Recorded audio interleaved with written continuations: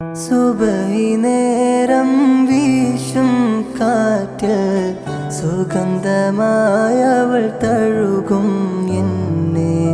സുവർഗത്തോപ്പിലെ ഊറിയെ പോലെ മുഞ്ചത്തിയായൊരു പെണ്ണിവളല്ലേ.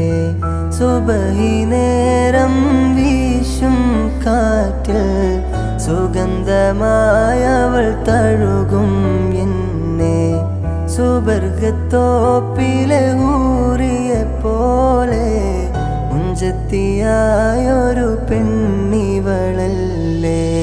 കവിളിൽ മറുകുള്ള സുന്ദരിയവൾ കരള് കവർന്നൊരു പൈങ്കിളി. കവിളിൽ മറുകുള്ള